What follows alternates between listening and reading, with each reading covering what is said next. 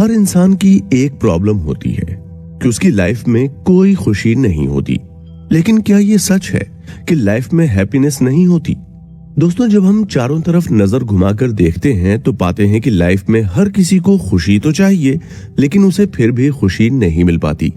क्या गरीब, क्या अमीर, क्या साधु, जिसे देखो वही खुशी की खोज में पागल हुआ यहां वहां भटक रहा है, लेकिन फिर भी उसे खुशी नहीं मिल पाती। दोस्तों, हम ऐसे बहुत से लोगों को जानते होंगे जिनके पास हर वो चीज मौजूद है जिसे पाने को हम सपने देखते हैं, लेकिन फिर भी ऐसे लोगों के पास खुशियां नहीं होती। ऐसे लोग खुशियां पाने के लिए भटकते रहते हैं। ऐसे लोगों को देखकर एक बात तो समझ आ ही जाती है कि इस दुनिया में खुशी पाने के लिए पैसा जरूरी नहीं है। ऐसे में सवाल ये आता है कि फिर खुशी को प्राप्त कैसे किया जा सकता है। नमित और शुभम, दो दोस्त, ऐसी ही बातें कर रहे थे। नमित रिचेस्ट फैमिली से बिलोंग करता था, तो वहीं शुभम एक मिडिल क्लास फैमिली से आता था। लेकिन नमित से ज्यादा खुश शुभम रहता था। शुभम ने नमित से कहा कि मैंने अपनी लाइफ में वो सब किया है जो मैं चाहता था, लेकिन मुझे खुशी नहीं मिली। भगवान की दया से मुझे वो सब मिला जिसे पाने के लिए लोग सपने देखते हैं, कड़ी मेहनत भी करते हैं, लेकिन फिर भी उन्हें वो नहीं मिल पाता जो मेरे पास है। दुनिया की कोई भी चीज ऐसी नहीं है जिसे मैं खरीद नहीं सकता, और न ही इस दुनिया की कोई ऐसी जगह है जहां मैं जा नहीं सकता। लेकिन बावजूद इसके मुझे जो खुशी मिलनी चाहिए थी, नहीं मिली। मेरे पास दुनिया की सब सुख सुविधाएं होने के बावजूद मैं रात को सो नहीं पाता। जब मैं अपने इस हालत को देखता हूं तो सोचता हूं कि शायद मैंने कोई बहुत बड़ी गलती कर दी है, जिसके कारण मेरे पास सब कुछ होते हुए भी मुझे खुशी नहीं मिल पा रही है। ये सुनकर नमित बोला, बताओ मैंने ऐसी क्या गलती की है?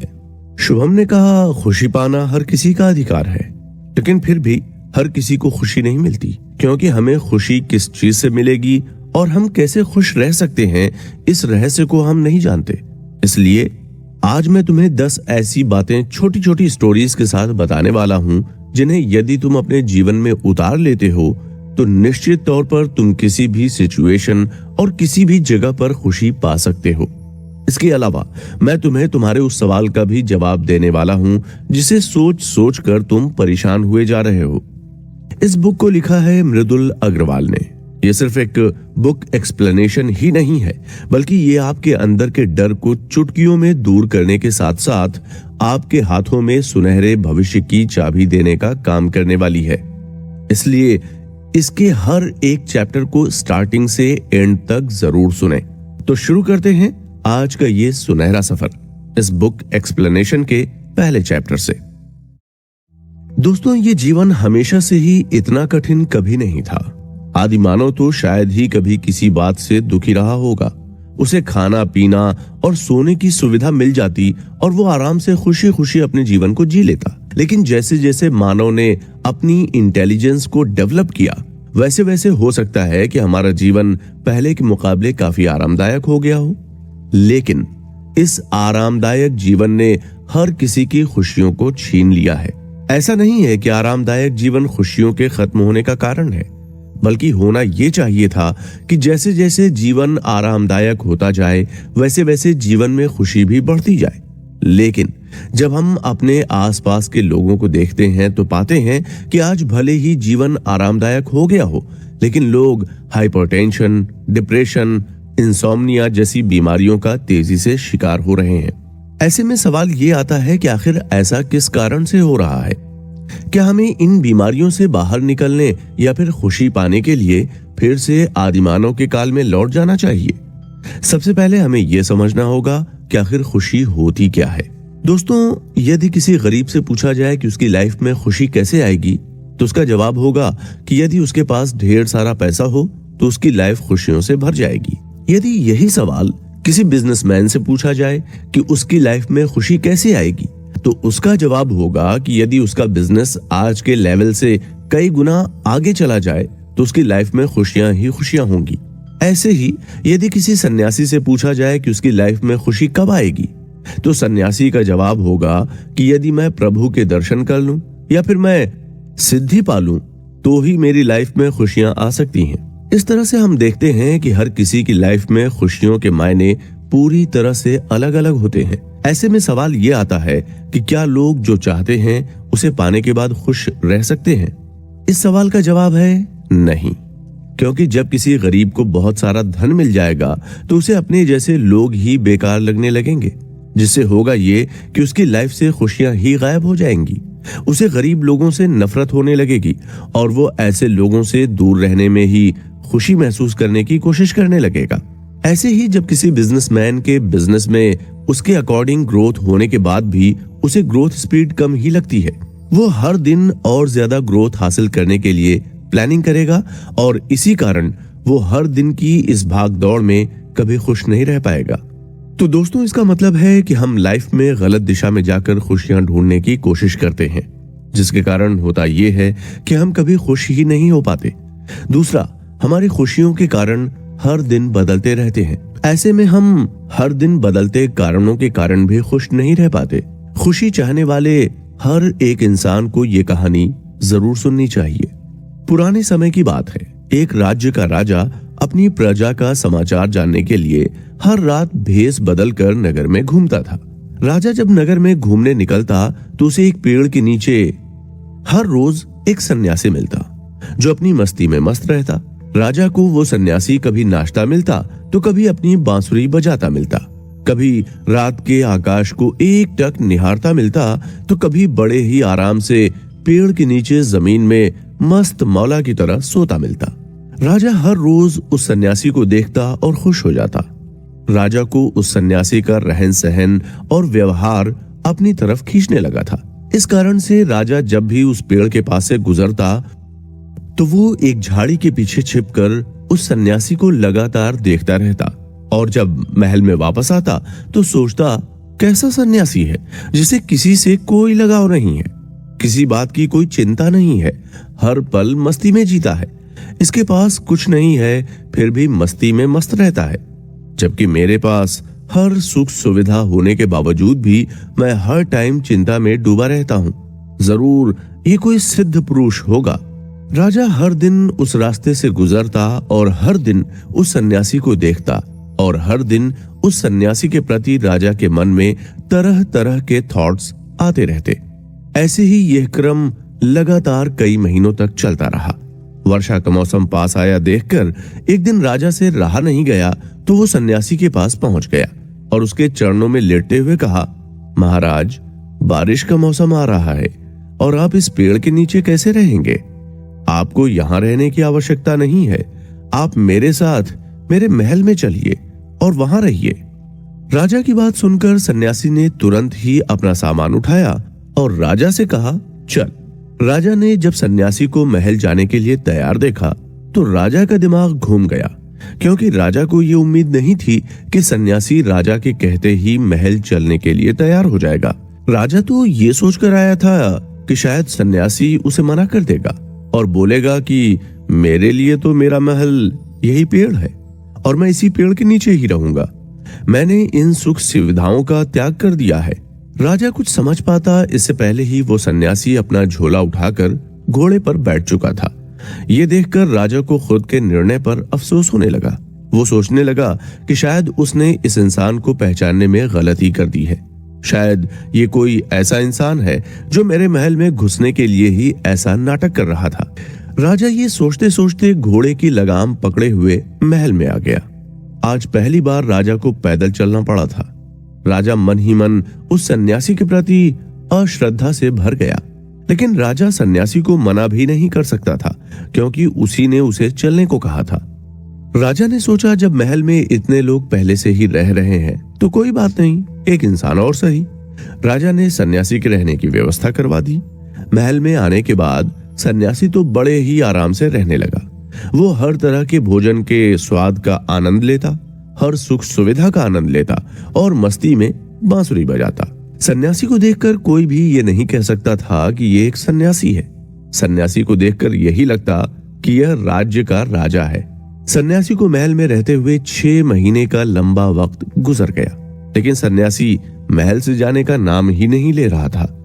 राजा जब भी सन्यासी को देखता तो उसका गुस्सा 7वें आसमान पर चढ़ जाता, लेकिन वो कुछ कर नहीं पाता। राजा ने एक दिन सोचा, सन्यासी को महल में रहते हुए इतना समय हो गया है, फिर मुझ में और इस सन्यासी में फर्क क्या रह गया? मेरे से ज्यादा सुख सुविधाओं का उपभोग करता है, मेरे से भी ज्यादा आराम के साथ रहता है, फिर तो मुझ में और इसमें कोई फर्क ही नहीं रहा। यही सवाल लेकर एक दिन राजा सन्यासी के कमरे में चला जाता है और पूछता है कि आप में और मुझ में क्या अंतर है? सन्यासी ने कहा, बड़ी देर कर दी तुमने ये छोटा सा सवाल पूछने में। जिस दिन तुम मुझे लाए थे उसी दिन से ये सवाल तुम्हें परेशान किए हुए है, तो फिर तुम क्यों इतने दिन परेशान रहे? पहले ही दिन मैं तुम्हें इसका जवाब दे देता। खैर, फिर भी तुम्हें तुम्हारे सवाल का जवाब मिलेगा, लेकिन आज नहीं, कल सुबह मेरे साथ चलने के लिए तैयार रहना। राजा ने जैसे तैसे रात निकाली और सुबह जल्दी ही वो सन्यासी के कमरे में पहुंच गया, जहां सन्यासी राजसी वस्त्रों को त्याग कर वहीं अपने पुराने कपड़ों को पहने चलने के लिए तैयार खड़ा था। राजा और सन्यासी दोनों ही घोड़े पर सवार होकर महल से बाहर निकल आए। दोनों को काफी देर हो गई चलते चलते, लेकिन सन्यासी ने अभी तक कुछ नहीं कहा। राजा ने पूछा, और कितना आगे चलना है? सन्यासी ने कहा, बस थोड़ी दूर और। राजा फिर सन्यासी के पीछे पीछे चल दिया। सुबह से शाम हो गई, लेकिन सन्यासी रुकने का नाम ही नहीं ले रहा था। आखिरकार राजा के सब्र का बांध टूट गया और उसने सन्यासी से कहा, अब मैं आपके साथ एक कदम और आगे नहीं चलूंगा। आपको जो कुछ भी कहना है यहीं कहो। आप तो फकीर हो, आपके आगे पीछे कोई नहीं है, आप तो कहीं भी जा सकते हो, लेकिन मेरे पीछे मेरा परिवार है, मेरी पत्नी है, बच्चे हैं, मेरी प्रजा है, मेरा साम्राज्य है। मैं आपके साथ और आगे नहीं जा सकता। इतना सुनते ही सन्यासी ने राजा से कहा, बस यही फर्क है तुम में और मुझ में। मैं जंगल में भी रह सकता हूँ तो महल में भी रह सकता हूँ। मैं जंगल में भी खुशी से रह सकता हूँ तो महल में भी खुशी खुशी रह सकता हूँ। मुझे ना तो जंगल छोड़ने का दुख होता है और ना ही महल छोड़ने का, जबकि तुम ऐसा नहीं कर सकते। तुम अपने महल को छोड़कर मेरे साथ नहीं चल सकते, जबकि मैं कहीं भी जा सकता हूँ। तुम्हारा हर चीज के साथ मोह जुड़ा हुआ है, जबकि मेरा किसी के साथ कोई मोह नहीं है। सन्यासी की बात सुनकर राजा को समझ आ गया था कि उसने 6 महीने का अमूल्य समय बेकार में ही गंवा दिया, जबकि उसके पास जीवन जीने की कला सिखाने वाला एक कलाकार था। लेकिन अब देर हो चुकी थी और वो सन्यासी जंगल में कहीं दूर जा चुका था। दोस्तों, इंसान को लाइफ की हर सिचुएशन में खुश रहना चाहिए। लाइफ ऐसी होनी चाहिए जिसमें सुख और दुख से अपनी मेंटल स्टेट पर कोई गलत इफेक्ट न पड़े। लाइफ ऐसी होनी चाहिए जिसमें सिचुएशन का आप पर नहीं बल्कि सिचुएशन पर आपका कंट्रोल होना चाहिए। ये कहानी यही सीख देती है कि चाहे महल मिले या फिर खुला आसमान, हर जगह खुशी खुशी रहना चाहिए, क्योंकि ये सुख और दुख तो एक सिक्के के 2 पहलू की तरह आते जाते रहते हैं। इसलिए मेरे दोस्त, खुशी कभी मिलती नहीं बल्कि हमें ढूंढनी पड़ती है। हर सिचुएशन में खुशी ढूंढकर खुश रहना सीखना चाहिए। दोस्तों, इस एपिसोड में इतना ही। नेक्स्ट एपिसोड में हम जानेंगे कि कैसे आप खुशी पा सकते हैं। दोस्तों, लाइफ का सबसे सुकून भरा पल वही होता है जब हम खुश होते हैं या फिर हमारा मन खुश होता है। हर इंसान लाइफ में चाहता है कि वो खुश रहे। इसे पाने के लिए वो हर कोशिश करता है जिससे उसे लगता है कि वो खुशी पालेगा, लेकिन ऐसा हो नहीं पाता। हर इंसान थोड़ी देर के लिए खुश तो होता है, लेकिन अगले ही पल वो फिर से दुख में ही जीने लगता है। इंसान की एक आदत उसे सबसे ज्यादा दुखी करती है, और यदि वो इसी एक आदत को बदल ले तो यकीन मानिए इस दुनिया का हर इंसान, फिर चाहे वो गरीब हो या फिर अमीर हो या फिर भिखारी हो, वो खुश रह सकता है। वो कौन सी आदत है, इसके बारे में मैं आपको इस एपिसोड के लास्ट में बताऊंगा, लेकिन उससे पहले आपको ये कहानी सुननी चाहिए। एक दिन सन्यासी ध्यान की अवस्था में बैठे हुए थे। तभी उनके पास एक नौजवान लड़का आता है। वो सन्यासी से कहता है कि क्या मैं आपसे एक सवाल पूछ सकता हूँ? सन्यासी ने मुस्कुराते हुए कहा, पूछो, क्या पूछना चाहते हो? लड़के ने कहा, महाराज जी, मैं हर समय परेशान रहता हूँ। मेरा जीवन दुखों से भरा हुआ है। क्यों मेरे जीवन में इतने दुख हैं? सन्यासी ने कहा, कहाँ है तुम्हारा दुख? मुझे तो कहीं दिखाई नहीं दे रहा तुम्हारा दुख। सन्यासी की बात सुनकर लड़के ने कहा, दुख मेरे अंदर है, इसलिए आपको वो दिखाई नहीं दे रहा। सन्यासी ने कहा, जब दुख तुम्हारे अंदर है तो उसका कारण क्या है? लड़के ने कहा, इसी सवाल का जवाब तो जानने के लिए मैं आपके पास आया हूं। यदि मैं दुख का कारण जानता तो मैं आपके पास आता ही क्यों?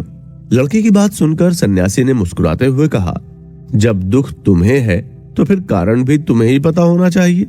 तुम्हारे दुख का कारण क्या है उसके बारे में मैं कैसे बता सकता हूँ? सन्यासी की बात सुनकर लड़के ने कहा, मैं तो बड़ी उम्मीद लेकर आपके पास आया था।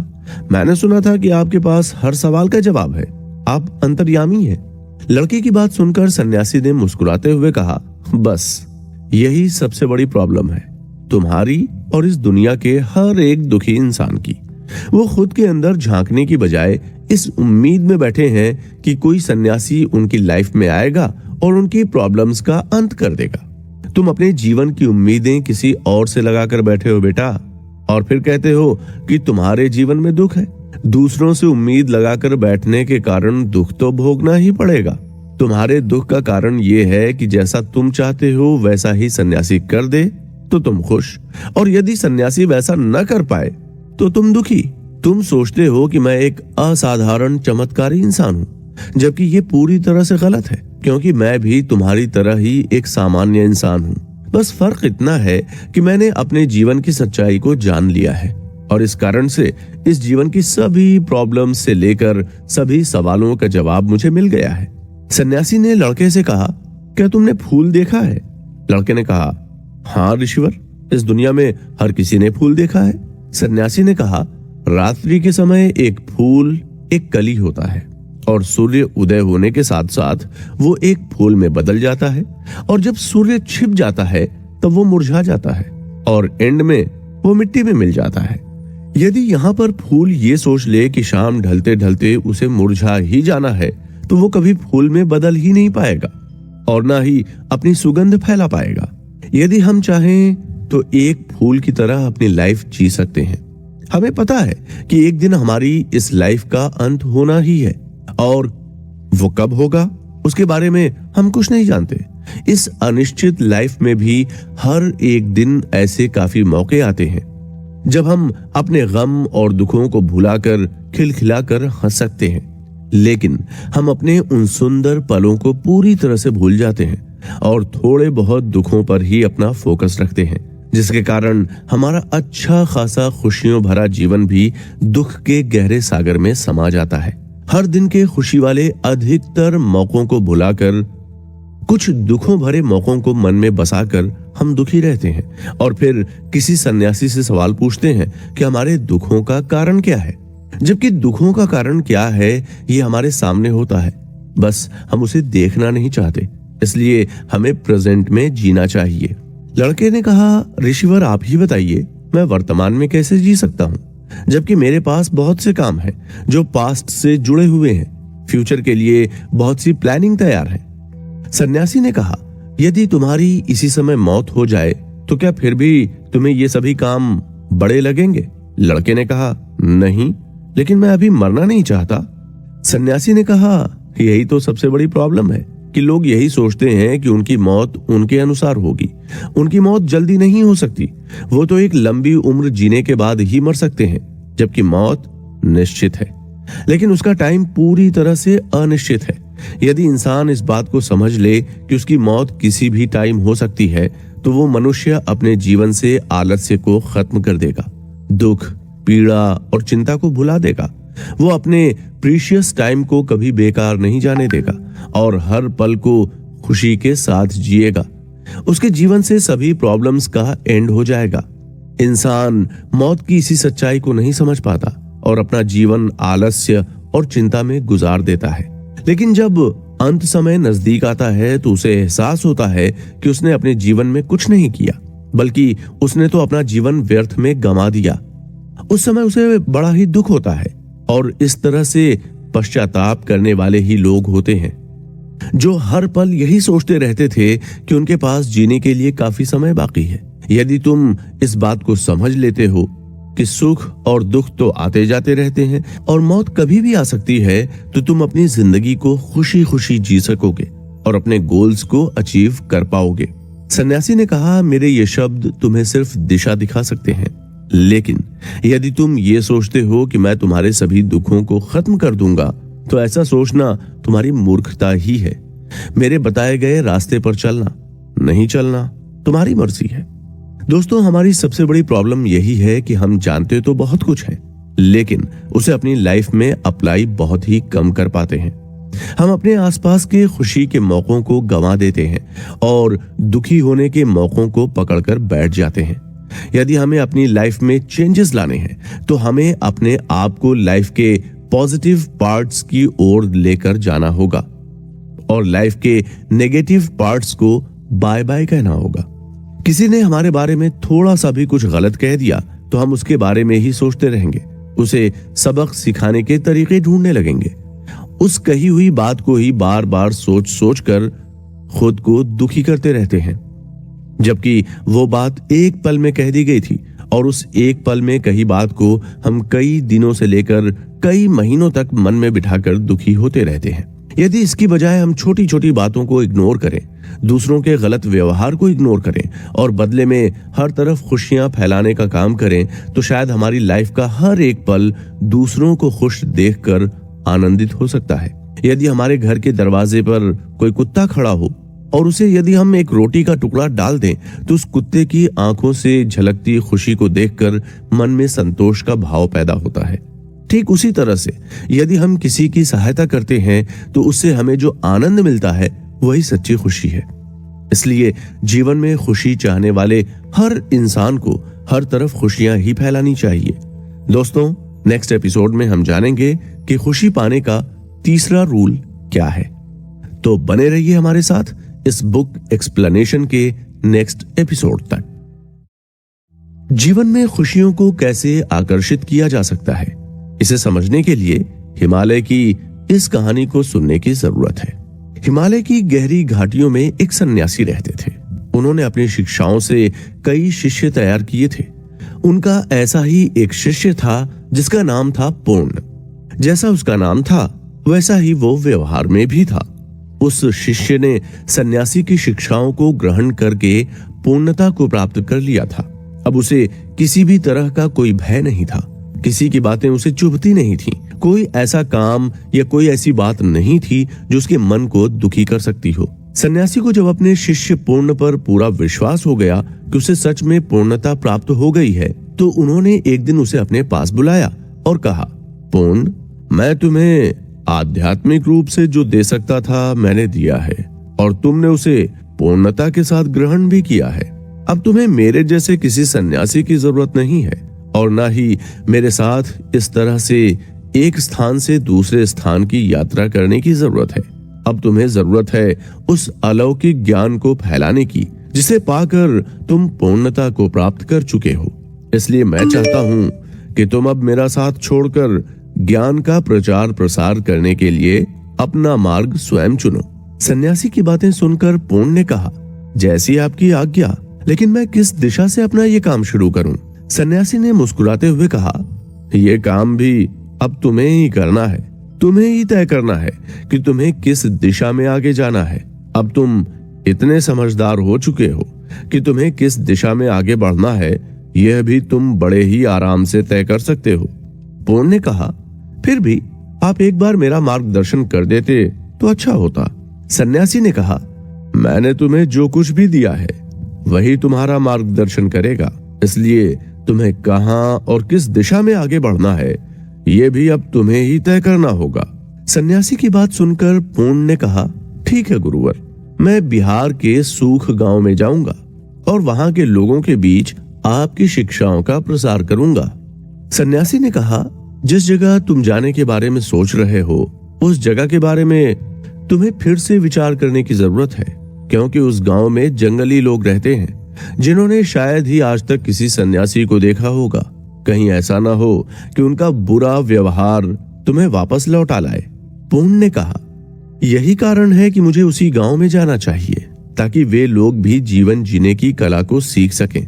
आखिर कब तक वे लोग इस तरह से उपेक्षित जीवन को जीते रहेंगे? उन्हें भी अपने जीवन को बदलने का पूरा अधिकार है।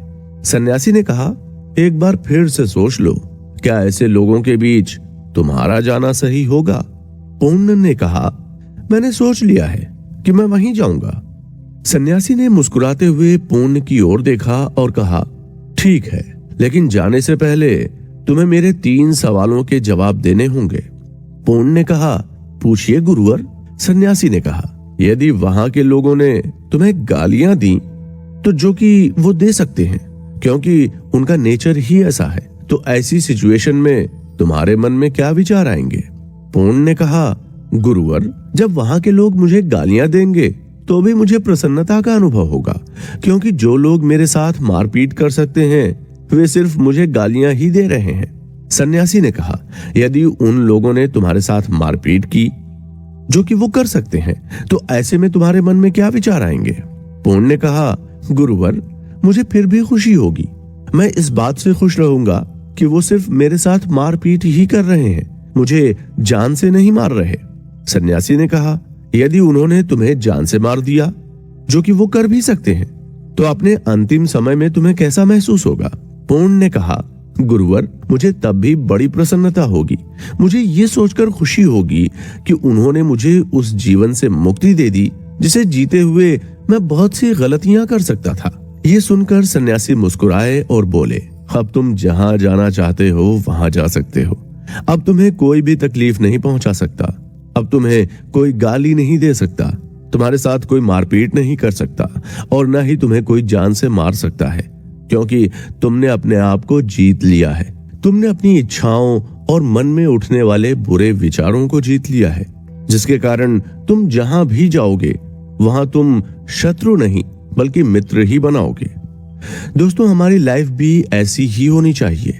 आज के टाइम को देखें तो लोग छोटी छोटी बातों को मन में इस गहराई तक बिठा लेते हैं कि फ्यूचर में किसी रिश्ते के सुधरने की उम्मीद ही धूमिल हो जाती है। हम जो रिश्ते बनाते हैं वो दुनिया में हमें आगे बढ़ने और खुश रहने में हमारी मदद करते हैं, लेकिन हम छोटी छोटी बातों के कारण उन रिश्तों का दम घोंट देते हैं। दोस्तों, लाइफ में ऐसे बहुत से मौके आते हैं जब कोई हमें बहुत ज्यादा तकलीफ पहुंचाने की कोशिश करता है, लेकिन ऐसे टाइम में हमें सन्यासी और पूर्ण की बातों को ध्यान में रखना चाहिए।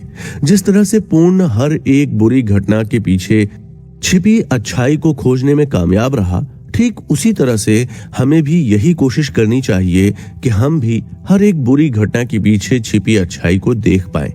जीवन में मौत से बुरा कुछ भी नहीं हो सकता, लेकिन उस मौत की अवस्था में भी बिना किसी को कष्ट दिए किस तरह से पॉजिटिव रहा जा सकता है, ये हमें पूर्ण से सीखने की जरूरत है।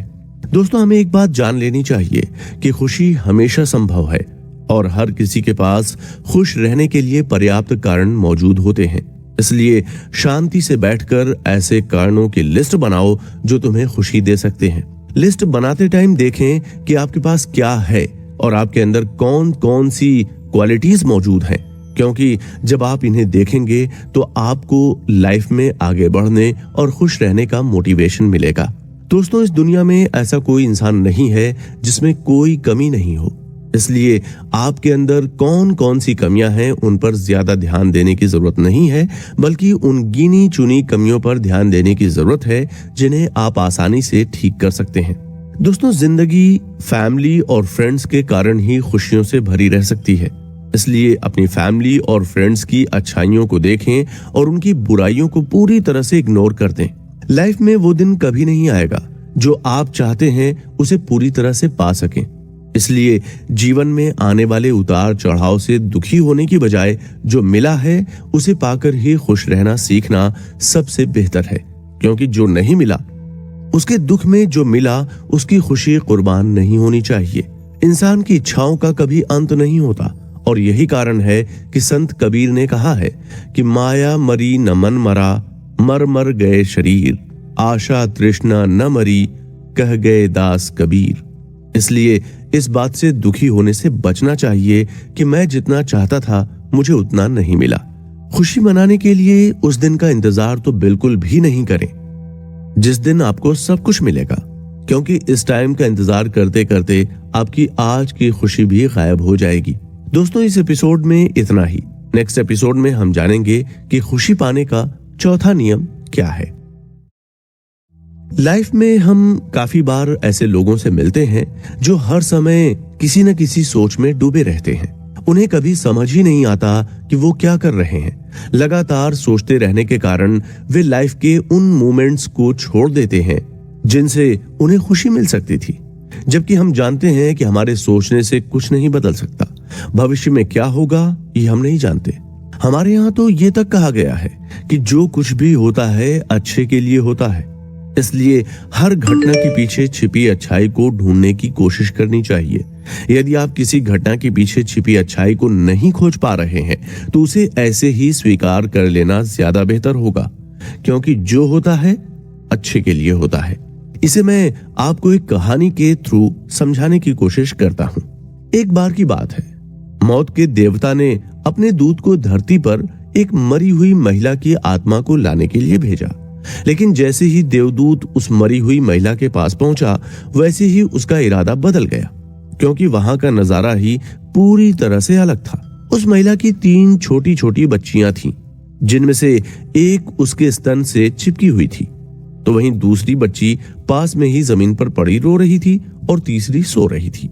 उस महिला का पति पहले ही मर चुका था और उस महिला के अलावा उन बच्चियों को पालने वाला कोई नहीं था। ये देखकर दुखी मन से देवदूत वापस लौट आया और मौत के देवता से कहा, मैं उस महिला की आत्मा को नहीं ला सकता। उस महिला की 3 छोटी छोटी बच्चियां थीं, जिनमें से एक तो अभी भी उसके स्तन से चिपकी हुई है। उन बच्चियों की देखभाल करने वाला कोई नहीं है। क्या उस महिला को थोड़ा और समय नहीं मिल सकता ताकि वो उन बच्चियों का पालन पोषण कर सके? देवदूत की बात सुनकर मौत के देवता को गुस्सा आ गया। उसने कहा, क्या तुम उस विधाता से भी ज्यादा समझदार हो गए हो, जिसकी मर्जी से किसी का जन्म होता है और उसी की मर्जी से किसी की मौत होती है?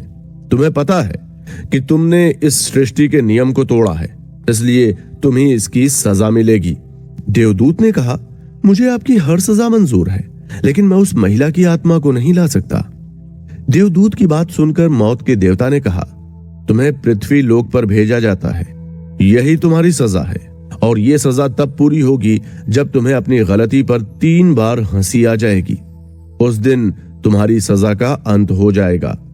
देवदूत को अपने फैसले पर पूरा भरोसा था कि उसने कोई गलती नहीं की है और इसलिए उसे अपने किए पर कभी हंसी नहीं आएगी। एक दिन चमड़े का काम करने वाला एक व्यक्ति पैसे इकट्ठे करके अपनी पत्नी और बच्चों के लिए सर्दी से बचने के लिए कपड़े खरीदने बाजार जा रहा था। तभी उसने देखा कि एक इंसान इस भयंकर सर्दी में सड़क के किनारे बिना कपड़ों के बैठा ठिठुर रहा है। उस इंसान को देखकर व्यक्ति को दया आ गई और उसने पत्नी बच्चों का ख्याल छोड़कर उस इंसान के लिए कपड़े खरीद लिए।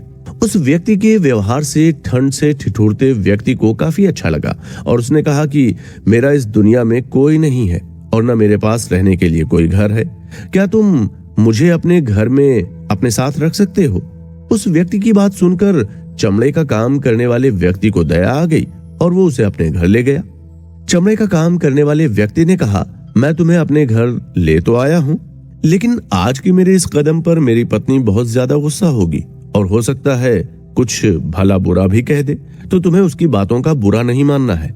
जैसे ही चमड़े का काम करने वाले व्यक्ति अपने घर पहुंचा तो उसकी पत्नी उस पर बरस पड़ी और उसे भला बुरा कहने लगी। उसे इस बात पर गुस्सा आ रहा था कि उसका पति कितना लापरवाह है, जो अपने बच्चों और पत्नी के लिए कपड़े खरीदने के बजाय किसी दूसरे इंसान पर अपना धन लुटाकर उसे घर ले आया है। चमड़े का काम करने वाले व्यक्ति की पत्नी के गुस्से को देखकर उस व्यक्ति को हंसी आ गई। व्यक्ति को हंसता देखकर चमड़े का काम करने वाले व्यक्ति ने पूछा कि तुम क्यों हंस रहे हो? व्यक्ति ने जवाब दिया, जब मैं 3 बार हंस लूंगा तब मैं तुम्हें इसका कारण बता दूंगा। यह व्यक्ति वही देवदूत था जिसे मौत के देवता ने सजा देने के लिए पृथ्वी पर भेज दिया था। वह देवदूत पहली बार हंसा। उसे हंसी इस बात पर आई कि चमड़े का काम करने वाले व्यक्ति की पत्नी ये तो देख पा रही है कि उसका पति क्या खोकर आया है, लेकिन वो ये नहीं देख पा रही है कि उसके पति के साथ उसके घर में रहने के लिए एक देवदूत आया है, जिसके आने के कारण उनकी इकोनॉमिक सिचुएशन चेंज हो जाएगी और उनका घर खुशियों से भर जाएगा। देवदूत को यह सोचकर हंसी आई कि मनुष्य ज्यादा दूर तक नहीं देख पाता और न ही उसे इस बात की जानकारी होती है कि उसके भविष्य में क्या लिखा है। देवदूत चमड़े का काम करने वाले व्यक्ति के घर में ही रहने लगा और उसने चमड़े का काम भी तेजी से सीख लिया। धीरे धीरे उस चमड़े का काम करने वाले व्यक्ति के बनाए जूते देश विदेश में प्रसिद्ध हो गए। उसके यहाँ से अब राजा महाराजाओं के जूते बनने लगे और इस कारण से चमड़े का काम करने वाले व्यक्ति उस शहर का सबसे अमीर आदमी बन गया। धीरे धीरे समय गुजरता गया। एक दिन राजा का मंत्री चमड़ा लेकर उस चमड़े का काम करने वाले व्यक्ति के पास आया और कहा कि ये चमड़ा काफी महंगा है और इस चमड़े से राजा के लिए सबसे सुंदर जूते बनाने हैं। ध्यान रहे, इस चमड़े से जूते बनाने हैं, चप्पल नहीं। उस राज्य में यह प्रथा थी कि मरने वाले इंसान के लिए चप्पल बनाई जाती थी। उस चमड़े का काम करने वाले व्यक्ति ने चमड़ा देवदूत को देते हुए कहा कि इस चमड़े से राजा के लिए जूते बनाने हैं। ध्यान रहे, इस चमड़े से सिर्फ जूते बनाने हैं, कहीं ऐसा ना हो कि तुम इससे चप्पलें बना दो। मालिक के बार बार समझाने के बाद भी उस देवदूत ने राजा के लिए जूतों की जगह चप्पलें ही बना दी। यह देखकर चमड़े का काम करने वाले व्यक्ति को गुस्सा आ गया और उसने देवदूत को भला बुरा सुना दिया। जब चमड़े का काम करने वाले व्यक्ति उस देवदूत को डांट रहा था, तभी एक सैनिक दौड़ता हुआ आया और कहने लगा, जूते मत बनाना, चप्पलें ही बनाना, राजा की मौत हो चुकी है। ये सुनकर चमड़े का काम करने वाले व्यक्ति ने उस देवदूत से माफी मांगी तो देवदूत हंसने लगा। आज देवदूत दूसरी बार हंसा था।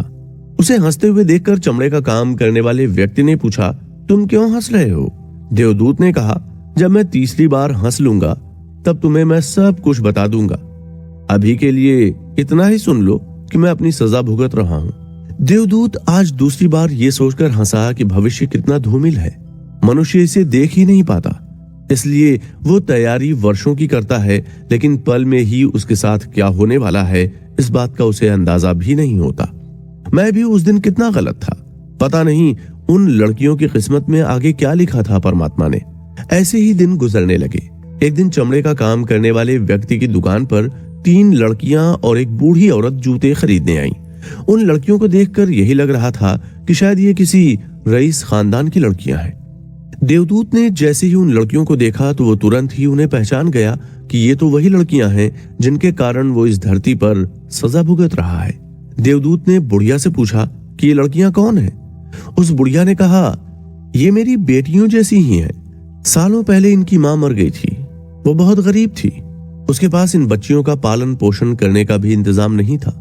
मेरी कोई संतान नहीं थी, इसलिए उसकी मौत के बाद मैंने इन्हें अपनी बेटियों जैसे ही पाला है। आज इनकी यहाँ के राजा के साथ शादी है, इसलिए आज हम जूते लेने आए हैं। उस बुढ़िया की बात सुनकर देवदूत फिर हंसा। आज देवदूत तीसरी बार हंसा था। उसे हंसता देखकर चमड़े का काम करने वाले व्यक्ति ने पूछा कि वो क्यों हंस रहा है, तो देवदूत ने कहा कि मैं एक देवदूत हूँ। वर्षों पहले इन लड़कियों की मां के मरने पर उसकी आत्मा लेने के लिए मुझे भेजा गया था, लेकिन इन छोटी छोटी बच्चियों को देखकर मुझे दया आ गई और इस कारण से मैं उस महिला की आत्मा को नहीं ले जा सका। उस दिन मौत के देवता ने मेरे इस अपराध का दंड देने के लिए मुझे धरती पर भेज दिया। जब मैं तुम्हारे साथ तुम्हारे घर आया था, उस दिन मैं पहली बार इसलिए हंसा क्योंकि तुम्हारी पत्नी को जो खो चुका है उसका दुख था, लेकिन वो ये नहीं देख पा रही थी कि उसके घर देवदूत आया है। ऐसे ही दूसरी बार मैं इसलिए हंसा क्योंकि इंसान तैयारी तो जूते पहनने की करता है, लेकिन उसकी किस्मत में लिखा होता है चप्पल पहनना। आज मैं तीसरी बार अपनी मूर्खता पर इसलिए हंसा क्योंकि किस्मत में किसके क्या लिखा है किसी को पता नहीं होता और हम एक पल को देखकर तुरंत ही फैसला कर लेते हैं कि जो हुआ गलत हुआ। ठीक ऐसा ही मैंने भी किया था, लेकिन यदि उस दिन वो महिला नहीं मरती तो इन बच्चियों को बहुत ही गरीबी में अपनी पूरी जिंदगी गुजारनी पड़ती। लेकिन उस दिन इनकी मां के मरने के कारण ही इनका पालन पोषण एक रईस खानदान में हुआ और आज उनका विवाह राजा के साथ होने वाला है। दोस्तों, हम भी ऐसा ही करते हैं। हम किसी भी घटना के सही और गलत होने की घोषणा तुरंत ही कर देते हैं, जबकि हम नहीं जानते कि भविष्य में क्या लिखा है। इसलिए आज घटी किसी भी घटना को सही या गलत नहीं माना जा सकता, क्योंकि उसका परिणाम तो हमें भविष्य में मिलने वाला है। इसलिए जीवन में घटने वाली हर एक घटना के लिए दुखी होने का कोई मतलब नहीं है। प्रेजेंट में अच्छे काम करते हुए जीना ही अच्छे भविष्य की चाबी है। आप जो सुधार सकते हैं उसे सुधारें और जिसे आप सुधार या बदल नहीं सकते उसे स्वीकार करें। जिसे हम बदल नहीं सकते उसके खिलाफ लड़ने से टाइम और एनर्जी ही बर्बाद होती है। झल्लाहट और गुस्से से कुछ नहीं मिलता। यदि आप किसी सिचुएशन को बदल सकते हैं तो उसे बदलें, नहीं तो उसे इग्नोर कर दें। नेक्स्ट एपिसोड में हम जानेंगे खुशी पाने का 5वां नियम क्या है। लाइफ में हम शिकायतें बहुत करते हैं। हर छोटी छोटी बात हमें परेशान कर देती है। हम हर बात के लिए दूसरों को दोष देते रहते हैं। लेकिन काफी बार ऐसा होता है कि हमें शिकायत नहीं करनी चाहिए, बल्कि शांति से काम लेना चाहिए, क्योंकि हो सकता है कि आपके साथ जो हो रहा है वो आपके लिए सही हो या फिर किसी दूसरे व्यक्ति के लिए सही हो, जो आपको खुशियों से भर सकता है। ऐसी ही एक स्टोरी है जिसके साथ जो हुआ उसे सुनकर आपको एक बार तो यही लगेगा कि बेचारे के साथ बहुत बुरा हुआ। अब्बास नाम का एक लड़का था जो मध्य प्रदेश के एक छोटे से गांव में रहता था। उसे गाने का बहुत शौक था, लेकिन उसके शौक को पूरा करने के लिए जो सबसे जरूरी चीज थी, उसकी आवाज, वही सही नहीं थी। उसकी आवाज इतनी बेसुरी थी कि कोई भी उससे गाना गाने के लिए नहीं कह सकता था। उसकी आवाज कितनी खराब थी, इस बात का अंदाजा आप इस बात से लगा सकते हैं कि गाना तो दूर की बात, लोग उससे बात तक करना पसंद नहीं करते थे। लेकिन फिर भी वो बच्चा हर दिन घर में रखा हारमोनियम लेकर बैठता और अपनी बेसुरी आवाज में ही गाने लगता। उसके गाने को सुनकर पड़ोसी ही नहीं बल्कि उसके घर वाले भी परेशान थे, लेकिन फिर भी वो लड़का इस बात की कोई परवाह नहीं करता था। एक दिन उसकी माँ रसोई घर में दरांती से सब्जियां काट रही थी। सब्जियां काटने के बाद उन्होंने दरांती को जमीन पर ही छोड़ दिया। अब्बास कोई सामान लेने तेजी से किचन में गया तो वो टकराकर उसी दरांती पर जा गिरा, जिससे उसके पैर की एक अंगुली बुरी तरह से जख्मी हो गई। उसकी उंगली इतनी कट गई थी कि यदि उसे सही समय पर डॉक्टर के पास नहीं ले जाया जाता तो उसके पैर की उस उंगली को काटना ही पड़ता। लेकिन डॉक्टर ने उसके पैर की उंगली को तो जोड़ दिया, लेकिन उस जमाने में पेन किलर्स नहीं होते थे, तो उस बालक को कई दिनों तक भयंकर दर्द से गुजरना पड़ा और इस कारण से वो इतना रोया कि उसके वोकल कॉर्ड खुल गए और आगे चलकर वो बालक भारत का सबसे मशहूर सिंगर बना, जिसे आज किशोर कुमार के नाम से जाना जाता है। अब इमेजिन कीजिए कि शौक तो गाने का था, लेकिन भगवान ने उसे गला ही बहुत खराब देकर भेजा। तो उसे तो यही सोचना चाहिए था कि उसके साथ बहुत बुरा हुआ। इसी के साथ उसके पैर की उंगली कट गई और इस कारण से उसे कई दिनों तक दर्द को सहन करते हुए रोना पड़ा। उस समय उसे कोई देखता तो यही कहता कि उसके साथ कितना बुरा हुआ है, लेकिन यदि उसके साथ ऐसा नहीं होता तो ना तो वो कभी इतनी तेज रो पाता और ना ही उसके वोकल कॉर्ड कभी खुल पाते और ना ही कभी वो भारत का मशहूर सिंगर बन पाता। दूसरी स्टोरी एक कैंसर डॉक्टर की है। डॉक्टर अहमद एक मशहूर कैंसर स्पेशलिस्ट थे। उन्हें एक दूसरे शहर में कैंसर पर स्पीच देने जाना था, जहां उसके बाद उन्हें कैंसर पर रिसर्च भी करनी थी। उन्होंने कॉन्फ्रेंस में जाने के लिए फ्लाइट बुक की, लेकिन किसी टेक्निकल फॉल्ट के चलते उनकी फ्लाइट कैंसिल्ड हो गई। अब उन्हें कॉन्फ्रेंस में जाने में देर हो रही थी, तो उन्होंने एयरपोर्ट के स्टाफ से दूसरी फ्लाइट के बारे में पूछा, तो उन्होंने दूसरी किसी भी फ्लाइट के नहीं होने की बात कही। लेकिन वहां काउंटर पर बैठी महिला ने डॉक्टर अहमद को कार से वहां जाने का सजेशन दिया। उसके सजेशन को सुनकर डॉक्टर अहमद ने एक कार किराए पर ली और अपनी मंजिल की तरफ चल दिए। जिस जगह पर डॉक्टर अहमद को जाना था वो जगह वहां से करीब 4 घंटे की दूरी पर ही थी। उस दिन सच में डॉक्टर अहमद की किस्मत खराब थी। कुछ दूर जाने के बाद ही भयंकर तूफान आया और गाड़ी ने एक रॉन्ग टर्न ले लिया और उन्हें इस बात का अंदाजा भी नहीं हुआ कि वो गलत रास्ते पर चल रहे हैं। आगे जाने के बाद वो एक बिल्कुल सुनसान इलाके में पहुंचे, जहां दूर दूर तक कोई नजर नहीं आ रहा था। डॉक्टर अहमद ने फोन करने की कोशिश की तो पता चला कि उस जगह पर नेटवर्क भी नहीं था। बारिश भी बहुत तेज हो रही थी। तभी उन्हें दूर झोपड़ी नजर आई। उन्होंने सोचा कि इस घर में किसी के फोन से फोन कर लूंगा।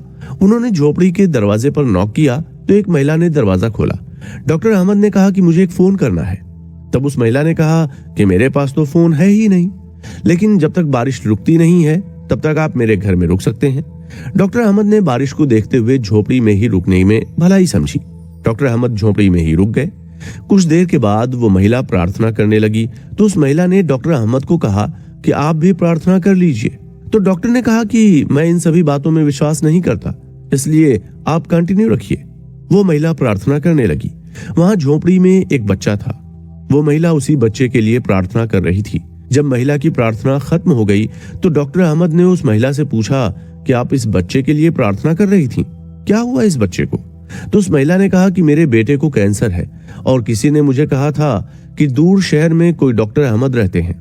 वो ही मेरे बेटे को सही कर सकते हैं, लेकिन मेरे पास उनकी फीस देने जितने पैसे भी नहीं हैं और न ही मैं वहां जा सकती हूँ। इसलिए मैं भगवान से मेरे बेटे के ठीक होने के लिए प्रार्थना कर रही थी। उस महिला की बात सुनकर डॉक्टर अहमद के पैरों से जमीन खिसक गई। उन्हें सुबह से अभी तक उनके साथ हुई हर घटना ध्यान हो गई। उन्हें समझ आ गया कि क्यों उनकी फ्लाइट कैंसिल्ड हुई, क्यों उनकी गाड़ी ने रॉन्ग टर्न लिया और क्यों उनकी गाड़ी इसी घर के दरवाजे पर आकर रुकी। इस घटना ने डॉक्टर अहमद को पूरी तरह से बदल दिया और इसके बाद उन्होंने चैरिटी पर कैंसर का इलाज करना शुरू कर दिया, जिससे बहुत से लोगों को एक बार फिर से नई जिंदगी मिली। यदि हम डॉक्टर अहमद के साथ हुई घटनाओं को देखें तो हमें तो यही लगेगा कि उनके साथ बहुत बुरा हुआ, उनकी कॉन्फ्रेंस छूट गई। उस दिन डॉक्टर अहमद को भी बहुत गुस्सा आया होगा कि आज उनके साथ ही इतना सब कुछ कैसे हो रहा है। लेकिन जो हुआ उसके पीछे एक अच्छाई छिपी थी और उस घटना ने कई गरीब लोगों को एक बार फिर से जिंदगी दी। इसलिए दोस्तों, जब भी जिंदगी में कभी भी ऐसा लगे कि आपके साथ कुछ गलत हो रहा है तो उसके लिए परेशान होने की जरूरत नहीं है, क्योंकि आज आपके साथ जो कुछ भी हो रहा है उसका रिजल्ट आपको भविष्य में मिलेगा। और इसीलिए सही कहा है किसी ने कि जो होता है वो अच्छे के लिए होता है, इसलिए हमें कोई शिकायत नहीं करनी चाहिए। दोस्तों, इस एपिसोड में इतना ही। नेक्स्ट एपिसोड में हम जानेंगे खुशी पाने का छठा नियम क्या है। लाइफ में आपको हर जगह ऑप्शन मिलते हैं, लेकिन हर कोई उन्हें देख नहीं पाता। लाइफ का दूसरा नाम मुसीबत हो सकता है, क्योंकि हमारी जिंदगी में हर दिन कोई ना कोई मुसीबत आती ही रहती है। कुछ मुसीबतों को हम इनवाइट करते हैं तो कुछ मुसीबतें बिन बुलाए मेहमान की तरह आ जाती हैं। लेकिन यहाँ भी हमारे पास एक ऑप्शन अभी भी बचा है कि उन मुसीबतों से निपटने का कोई ना कोई आइडिया ढूंढें या फिर मुसीबत के बारे में सोच सोच कर चिंता में डूबे रहें। मुसीबतें तो आएंगी ही आएंगी, लेकिन उन मुसीबतों के बारे में सोच सोच कर खुद को परेशान करना है या नहीं, ये खुद पर डिपेंड करता है। चलो, मैं आपको एक ऐसी ही कहानी सुनाता हूँ जो लाइफ को देखने के आपके नजरिए को पूरी तरह से बदल देगी। एक व्यक्ति अपनी कार से कहीं जा रहा था। रास्ते में उसकी कार का टायर पंक्चर हो गया। उसे कहीं जल्दी जाना था, लेकिन अब टायर पंक्चर हो गया तो गाड़ी आगे नहीं जा सकती थी। लेकिन परेशानी की कोई बात नहीं थी, क्योंकि उस गाड़ी में एक एक्स्ट्रा टायर था, साथ ही टायर बदलने के औजार भी थे। व्यक्ति ने गाड़ी सड़क के किनारे लगाई और गाड़ी का टायर बदलने लगा। उसने टायर के बोल्ट खोलकर एक तरफ रख दिया और दूसरा टायर गाड़ी से निकालकर फिट करने लगा। लेकिन उसने देखा कि टायर के चारों बोल्ट उसने जिस जगह रखे थे वो वहां नहीं थे। वो चारों बोल्ट पास में ही एक गहरे नाले में गिर गए थे। उस नाले से बोल्ट निकालना पॉसिबल नहीं था। अब बिना बोल्ट के टायर लग नहीं सकता था और बिना टायर के गाड़ी आगे बढ़ नहीं सकती थी। वो व्यक्ति बहुत परेशान हो गया। उसे समझ नहीं आया कि क्या करें। उसे आसपास मैकेनिक की कोई दुकान भी दिखाई नहीं दे रही थी। उसे जल्द ही किसी मीटिंग में जाना था, लेकिन अब ऐसा लग रहा था कि वो वहां टाइम पर नहीं पहुंच पाएगा। वो बहुत परेशान हो गया। उसे कोई उपाय नहीं सूझ रहा था जिससे वो गाड़ी को लेकर जा सके। दोस्तों, हम भी ऐसी ही मुसीबतों में कभी कभी घिर जाते हैं। हमें समझ नहीं आता है कि इससे बाहर कैसे निकला जाए। कई बार तो मुसीबत ऐसी होती है जिसे देख देख कर हमें यही लगता है कि इसका तो कोई सॉल्यूशन हो ही नहीं सकता, लेकिन ऐसा नहीं है। दोस्तों, हर असंभव सी दिखने वाली मुसीबतों का सॉल्यूशन एक संभव तरीके में छिपा होता है। वो व्यक्ति सड़क के किनारे परेशान इधर उधर चक्कर लगा रहा था। इस चिंता में वो रोने लगा था, लेकिन उसे कोई उपाय नहीं मिला। वो पूरी तरह से निराश होकर बैठ गया। उस व्यक्ति को दूर खड़ा एक बालक बड़ी देर से देख रहा था। उस बालक ने जब देखा कि वो व्यक्ति बहुत ज्यादा परेशान है तो वो उसके पास चलकर आया और उसे पूछा कि आप रो क्यों रहे हैं। उस व्यक्ति ने सामने देखा और कहा, कुछ नहीं बेटा, आप जाओ, आपका कोई काम नहीं है। ये सुनकर वो बालक बोला, कोई बात नहीं अंकल, आप मुझे अपनी प्रॉब्लम्स बताइए कि आपको क्या परेशानी हो रही है। व्यक्ति को बालक की बात सुनकर गुस्सा आ गया। उसने गुस्से से चिल्लाते हुए कहा, यदि मैं तुम्हें अपनी प्रॉब्लम बता भी दूं तो क्या होगा, कुछ नहीं बदलेगा। ये सुनकर लड़के ने कहा, कोई बात नहीं, लेकिन दुख बांटने से कम जरूर हो जाता है। उस छोटे से लड़के की इतनी ज्ञान भरी बात सुनकर व्यक्ति को लगा कि मुझे अपनी प्रॉब्लम इस लड़के को बतानी चाहिए। उसने लड़के से कहा कि मुझे अर्जेंट किसी मीटिंग में जाना है। यदि मैं मीटिंग में टाइम से नहीं पहुंचा तो मेरी जॉब चली जाएगी। अब अपनी कार से मीटिंग में मैं जा ही रहा था कि इस जगह पर आकर मेरी गाड़ी का टायर पंक्चर हो गया। मैंने टायर बदलने की कोशिश की, लेकिन इस कोशिश में टायर के चारों बोल्ट इस गहरे नाले में गिर गए, जिससे अब टायर को फिट नहीं किया जा सकता। ये सुनकर लड़का मुस्कुराया और बोला, बस अंकल, इतनी छोटी सी बात के लिए आप परेशान हो रहे हैं। अभी भी आपके पास एक ऑप्शन बचा हुआ है, जिससे आप इस टायर को लगा सकते हैं और टाइम पर अपनी मीटिंग में पहुंच सकते हैं। लड़के की बात सुनकर व्यक्ति ने कहा, कौन सा ऑप्शन है जिससे इस टायर को बिना बोल्ट के फिट करके मैं मीटिंग में जा सकता हूं? लड़के ने कहा, हाँ, आपको कुछ नहीं करना है। आपको गाड़ी के बचे हुए तीनों टायर से एक एक बोल्ट खोलकर इस टायर में फिट करना है और आपका काम हो जाएगा। गाड़ी के टायर 3-3 बोल्ट पर भी आसानी से चल सकते हैं। यह सुनते ही उस आदमी के चेहरे पर खुशी छा गई और उसने कहा, सच में बेटा, लाइफ हमें हर कदम पर ऑप्शन देती है। यह हमारे ऊपर डिपेंड करता है कि हम चिंता में अपना टाइम खराब करते हैं या फिर शांत मन से मुसीबत का सॉल्यूशन ढूंढने की कोशिश करते हैं। दोस्तों, ऐसा हर किसी के साथ होता है। हर मुसीबत के पीछे उसका सॉल्यूशन भी छिपा होता है, लेकिन हम सिर्फ मुसीबत पर अपना फोकस रखते हैं, जिससे हमें सिर्फ मुसीबत ही दिखाई देती है, हमें उसका सॉल्यूशन नहीं दिखाई देता। इसलिए दुनिया के अधिकतर लोग हर समय मुसीबत में घिरे रहते हैं और परेशान रहते हैं। कुछ ही लोग ऐसे होते हैं जो अपना फोकस मुसीबत की बजाय उसके सॉल्यूशन पर रखते हैं। इसलिए चिंता और खुशी कभी भी एक साथ नहीं चलती। आपको दोनों में से एक को चूज करना होता है। या तो आप खुश रह सकते हैं या फिर आप दुखी रह सकते हैं। ये आप पर डिपेंड करता है। चिंता करने से कोई फायदा नहीं होता, लेकिन खुश रहने के लाखों फायदे हैं। चिंता आपकी फिजिकल एंड मेंटल हेल्थ पर भी बैड इफेक्ट डालती है, जबकि खुश रहना आपको मेंटली एंड फिजिकली स्ट्रांग बनाता है। आज के टाइम में इंसानों में दिखाई देने वाली अधिकतर बीमारियों का कारण सिर्फ चिंता ही है। इसलिए हमें चिंता करने से बचना चाहिए और हर समय खुश कैसे रहा जा सकता है, इस पर फोकस करना चाहिए। इसलिए दोस्तों, चिंता आपको अपने वश में करे, आपको नुकसान पहुंचाए, उससे पहले चिंता को पूरी तरह से खत्म कर दो, खुशियों को अपनाकर। दोस्तों, लाइफ में खुश रहने के लिए आपको आराम पर भी फोकस करना सीखना होगा। आराम आपके माइंड को और आपकी बॉडी को रिलैक्स फील करवाता है, जिससे आपकी प्रोडक्टिविटी बढ़ती है। इसलिए जहां तक पॉसिबल हो सके, प्रॉब्लम्स को ठीक करने की कोशिश करें। यदि आपको लगता है कि ये प्रॉब्लम्स ठीक नहीं हो पाएंगी, तो उसे छोड़ दें, उस पर ध्यान नहीं दें, बल्कि उसे पूरी तरह से इग्नोर कर दें। क्योंकि जब तक आप चिंता करते रहेंगे, तब तक आप खुश नहीं रह सकते और खुश रहने के लिए चिंता को छोड़ना होगा। दोस्तों, नेक्स्ट एपिसोड में हम जानेंगे खुशी पाने का 7वां नियम क्या है। दोस्तों, लाइफ कभी भी आसान नहीं होती और ना ही ये कभी परफेक्ट हो सकती है। यदि आप दौड़ेंगे नहीं तो ये आपको पीछे छोड़ देगी। यदि आप दौड़ेंगे तो फिर लाइफ में आपको प्रॉब्लम्स को फेस करना पड़ेगा। यानी लाइफ एक ऐसी चीज है जो किसी भी एंगल से आपको जीने नहीं दे सकती। ऐसे में आपको चूज करना होता है कि आपको क्या करना चाहिए। लाइफ की इस एटीट्यूड को देखकर ही ये कहा जा सकता है कि बड़ा सोचो, क्योंकि छोटी छोटी बातें हमें गुमराह करती हैं, हमें हर समय टेंशन घेरे रहती है।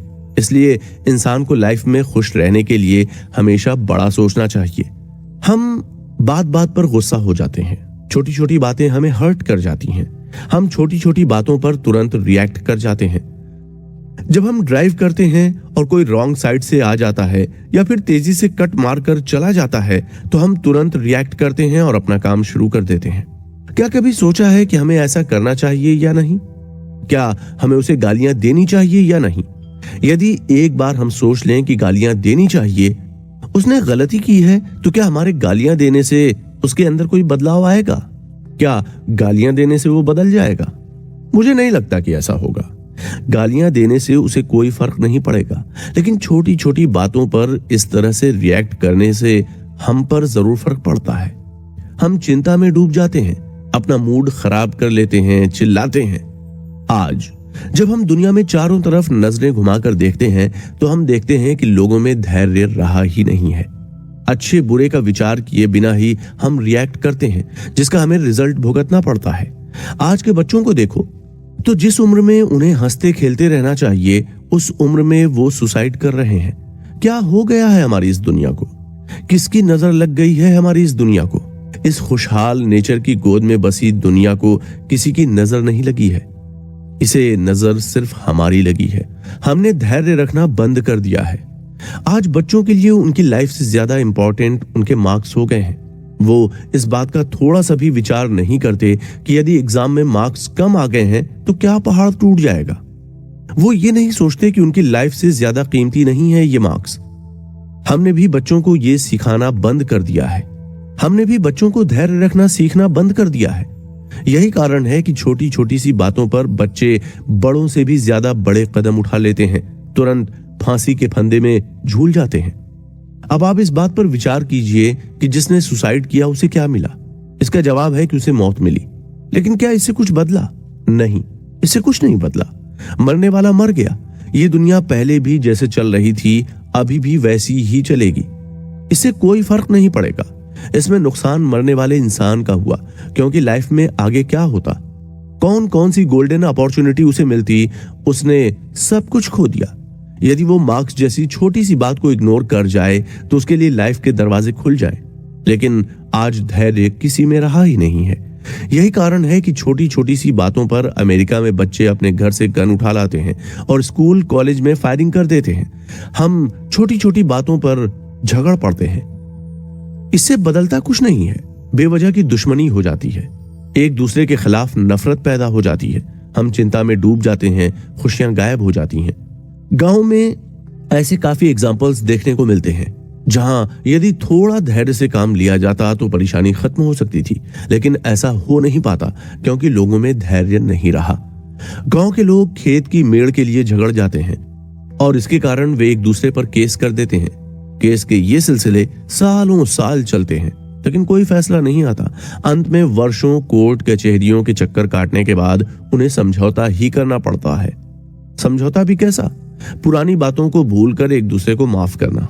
जो काम वर्षों की परेशानी, नफरत, दुख झेलने के बाद करना पड़ा, यदि वही काम थोड़ा सा धैर्य रखकर उसी टाइम कर लिया जाता तो दो पड़ोसी कभी एक दूसरे के दुश्मन नहीं बनते। एक दूसरे के सुख दुख में काम आने वाले पड़ोसी एक दूसरे से नफरत नहीं करते। केस के चक्कर में दोनों ही पक्ष चिंता में नहीं डूबते। इसलिए दोस्तों, खुश रहने का सबसे अच्छा तरीका यह भी है कि कोई भी फैसला लेते समय थोड़ा धैर्य रख लिया जाए, या फिर किसी भी बात पर तुरंत रिएक्ट करने की बजाय थोड़ा रुक लिया जाए तो प्रॉब्लम्स सॉल्यूशंस में बदल जाती हैं। इसलिए छोटी छोटी बातों से परेशान होने की बजाय उन्हें इग्नोर करना सीखें, ताकि छोटी छोटी बातों से आने वाली बड़ी बड़ी मुसीबतों से आप बच सकें। हमेशा धैर्य रखें और लोगों को समझने की कोशिश करें, क्योंकि हर चीज आपके हिसाब से नहीं हो सकती। हो सकता है कि आपको लगता है कि लोग आपको नुकसान पहुंचाना चाहते हैं। हो सकता है कि लोग वैसा नहीं कर रहे हों जैसा आप चाहते हैं, लेकिन फिर भी आपको उन्हें समझना चाहिए। कोई भी आपको नुकसान नहीं पहुंचाना चाहता, कोई भी आपके खिलाफ नहीं है, बस आपको ऐसा लगता है। इसलिए लोगों को समझते हुए, धैर्य रखते हुए काम करें। तुरंत ही किसी बात पर रिएक्ट न करें। हम देखते हैं कि अधिकतर लोग दूसरों पर यह आरोप लगाते रहते हैं कि वो मेरे बारे में गलत सोचता है। लोग आपके बारे में क्या सोचते हैं, इसे आपको इग्नोर करना सीखना चाहिए। आपको खुद को ऐसा बनाना चाहिए कि लोगों की बातें आपको उकसाएं नहीं। आपको अपनी लाइफ, अपने विवेक, अपनी इच्छाओं और अपनी जरूरतों के अनुसार ही जीना चाहिए। दोस्तों, हमेशा इस बात का ध्यान रखें कि प्रॉब्लम्स जीवन का हिस्सा हैं। वो आती हैं और चली भी जाती हैं। हमें उन्हें खुद पर हावी नहीं होने देना चाहिए। हमें अपना फोकस प्रॉब्लम्स की बजाय सॉल्यूशन पर लगाना चाहिए, क्योंकि ऑथर कहते हैं कि छोटी छोटी बातें आपको तभी परेशान कर सकती हैं जब आप उन्हें अनुमति देते हैं, अन्यथा आपको कोई परेशान नहीं कर सकता। दोस्तों, नेक्स्ट एपिसोड में हम जानेंगे खुशी पाने का 8वां नियम क्या है। दोस्तों, आज के टाइम में पता है दुख का सबसे बड़ा कारण क्या है? दोस्तों, आज के वक्त में दुख का सबसे बड़ा कारण है दूसरों के साथ खुद का कंपैरिजन करना, दूसरों को देखकर खुद को बदलने की कोशिश करना, दूसरों को देखकर जीना। दोस्तों, आप जैसे हैं वैसे बेस्ट हैं। नेचर ने इस दुनिया में जिसे बनाया है वो अपने आप में ही सबसे अलग है। इसलिए किसी के साथ कोई कंपैरिजन नहीं करना चाहिए, क्योंकि जो क्वालिटी आप में है हो सकता है कि दूसरों में वो ना हो। इसलिए दूसरों से कंपैरिजन करना आपको बंद कर देना चाहिए। कंपैरिजन करना क्यों गलत है, इसे हम एक छोटी सी कहानी से समझने का प्रयास करते हैं। बहुत समय पहले की बात है। एक बहुत पहुंचे हुए संत थे। उनके पास ऐसी ऐसी सिद्धि थी कि वो लोगों को वो सब दे सकते थे जो लोगों को चाहिए। एक दिन संत एक पेड़ के नीचे बैठकर ध्यान कर रहे थे। तभी उस पेड़ पर कहीं से आकर एक कौवा बैठ गया। वो कौवा बहुत दुखी था।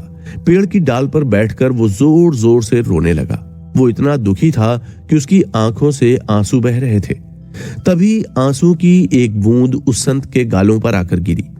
जब संत ने ऊपर देखा तो पाया कि वहां एक कौवा बैठकर रो रहा है। कौवे को इस तरह से रोता देखकर संत ने कौवे से पूछा, मित्र, क्या बात है, तुम रो क्यों रहे हो? संत की बात सुनकर कौवे ने कहा, ऋषिवर, मैं बहुत दुखी हूं। इस संसार में कोई मुझसे प्यार नहीं करता। हर कोई मुझे देखते ही भगा देता है। मैं किसी के घर की छत पर बैठकर बोल भी नहीं सकता। हर कोई नफरत करता है मुझसे। कौवे की बात सुनकर संत को दया आ गई और उन्होंने कौवे से कहा, मित्र, ऐसा नहीं है। नेचर ने हमें जैसा बनाया है हम वैसे ही सर्वश्रेष्ठ हैं। हम जैसे भी हैं हमें उसी में खुश रहना सीख लेना चाहिए। यही हमारे सुखी जीवन का राज है। संत की बातों का कोई भी असर उस दुखी कौवे पर नहीं हुआ। वो फिर भी रोता रहा। ये देखकर संत से रहा नहीं गया और उन्होंने कौवे से कहा, मित्र, दुखी मत हो। तुम क्या बनना चाहते हो? जो भी तुम बनना चाहते हो मैं तुम्हें अपने मंत्र की शक्ति से वही बना सकता हूं। जब कौवे ने यह सुना तो वो बहुत खुश हुआ। उसने संत से कहा कि आप मुझे हंस बना दीजिए, क्योंकि हंस इस दुनिया का सबसे सुखी जीव है। यह सुनकर संत मुस्कुराए और बोले, जो तुम चाहते हो मैं तुम्हें वही बना सकता हूं, लेकिन इससे पहले तुम्हें हंस के पास जाकर यह पूछना चाहिए कि क्या वो इस दुनिया का सबसे सुखी जीव है या नहीं। हंस से जाकर पूछो कि वो अपने जीवन में खुश है या नहीं। जब तक तुम वापस नहीं आ जाते तब तक मैं तुम्हारा इसी स्थान पर बैठकर इंतजार करूंगा। कौवा बड़ा खुश हुआ और खुशी खुशी वो हंस को ढूंढने चला गया। उसे एक हंस जंगल के बीच में मौजूद तालाब में मिल गया। उसने हंस को देखकर कहा, भाई, तुम तो बड़े खुशनसीब हो। तुम्हारी इस सफेदी की तो पूरी दुनिया दीवानी है। हर कोई तुमसे प्यार करता है। कौवे की बात सुनकर हंस ने उदास होते हुए कहा, नहीं भाई, मैं अपनी लाइफ से खुश नहीं हूं। पूरी दुनिया में कितने रंग हैं, लेकिन मुझे एक भी रंग नहीं मिला। मुझे मिला तो सफेद रंग, जो कि कुछ भी नहीं है। मुझे लगता है कि तोता इस दुनिया का सबसे सुखी पक्षी है, क्योंकि वो बड़ा रंगीन है। कौवा वहां से तोते के पास गया और कहा कि तुम तो इस दुनिया के सबसे खूबसूरत पक्षी हो। तुम्हें तो भगवान ने बड़े ही शानदार रंगों से सजाया है, इसलिए तुम दुनिया के सबसे सुखी पक्षी होगे। कौवे की बात सुनकर तोते ने कहा, नहीं भाई, मैं अपनी लाइफ से सुखी नहीं हूं। भले ही भगवान ने मुझे रंगीन बनाया है, लेकिन ये रंगीन त्वचा ही मेरी दुश्मन बनी हुई है। लोग मुझे पालने के लिए पिंजरे में रखते हैं। मुझे हर समय यही डर लगा रहता है कि कहीं मुझे कोई पिंजरे में कैद न कर ले। तोते की बात सुनकर कौवे ने कहा, यदि तुम अपनी लाइफ से खुश नहीं हो तो फिर कौन सा पक्षी तुम्हारी नजर में सबसे ज्यादा सुखी होना चाहिए? तोते ने कहा कि मुझे लगता है कि मोर सबसे सुखी पक्षी है। उसका आकार भी बहुत बड़ा है और वो मेरे से ज्यादा रंगीन भी है। ये सुनकर कौवा मोर की तलाश में उड़ चला। काफी दूर उड़ने के बाद उसे एक मोर चिड़ियाघर के पिंजरे में मिल गया, जिसे देखने के लिए काफी लोग खड़े थे। जब सभी लोग चले गए तब कौवा मोर के पास गया और बोला, तुम तो बड़े प्रसिद्ध हो। हर कोई तुम्हें देखना चाहता है। तुम्हें देखने के लिए कितनी भीड़ लगती है। तुम बड़े सुंदर भी हो। तुम तो अपनी लाइफ से बड़े खुश होगे। ये सुनकर मोर ने उदास होते हुए कहा, नहीं, मैं अपनी लाइफ से खुश नहीं हूं। ये सुनकर कौवे ने कहा, फिर तुम्हारी नजर में सबसे सुखी पक्षी कौन है? मोर ने कहा, यदि मेरा वश चलता तो मैं कौवा बनता, जिसे कोई पिंजरे में कैद नहीं कर सकता, जिसे खाने के लिए कोई नहीं पकड़ता। काश मैं भी कौवा होता तो मैं भी हर जगह बड़ी ही आसानी से घूम सकता था, कहीं भी बैठ जाता और आजादी की सांस लेता। यह सुनकर कौवा वापस उड़कर उसी पेड़ पर आ बैठा और संत से कहा, ऋषिवर, मैं कुछ नहीं बनना चाहता। मैं कौवा ही ठीक हूं। मैं जैसा हूं उसी में खुश रहने की कोशिश करूंगा। दोस्तों, हमारी लाइफ भी ठीक ऐसी ही है। हम भी दूसरों के साथ अपनी लाइफ को कंपेयर करने लगते हैं तो हमें लगता है कि सामने वाला हमसे ज्यादा खुश है। हम दूसरों के साथ खुद को कंपेयर करके खुद को दुखी ही करते हैं, लेकिन असलियत और ही कुछ होती है। बाहर की दुनिया में खुश नजर आने वाले लोग अंदर ही अंदर बड़े ही अकेले और दुखी होते हैं। इसलिए नेचर ने हमें जैसा बनाया है हमें उसी में खुश रहने की आदत डाल लेनी चाहिए और किसी दूसरे के साथ खुद को कंपेयर करने की गलती तो बिल्कुल भी नहीं करनी चाहिए। काफी बार ऐसा होता है कि जब किसी इंसान की आलोचना की जाती है तो उस इंसान को बहुत गुस्सा आता है कि उसकी आलोचना क्यों की जा रही है, जबकि ऑथर कहते हैं कि आलोचना को कभी भी अपने ऊपर हावी न होने दें। हमेशा याद रखें कि मानव जाति के इतिहास में हर फेमस पर्सन की लोगों ने आलोचना ही की है, और आप जितने ज्यादा लाइफ में सफल होंगे आपको उतनी ही अधिक आलोचना का सामना करना पड़ेगा। साथ ही साथ ऑथर कहते हैं कि अपने करियर को चूज करते वक्त आपको कुछ बातों को ध्यान देना चाहिए, जैसे कि आप क्या करना चाहते हैं, आपके लिए क्या इंपॉर्टेंट है, आप किसमें अच्छे हैं और किस चीज से आपको खुशी मिलती है। इन्हीं सभी सवालों के जवाब ढूंढकर ही अपने लिए जरूरी करियर ऑप्शन को चूज करना चाहिए, ताकि करियर में भी आप खुश रहें। करियर को लेकर बाद में आपको दुखी नहीं होना पड़े और ना ही आपको कोई शिकायत हो। दोस्तों, इस एपिसोड में इतना ही। नेक्स्ट एपिसोड में हम जानेंगे खुशी पाने का 9वां नियम क्या है।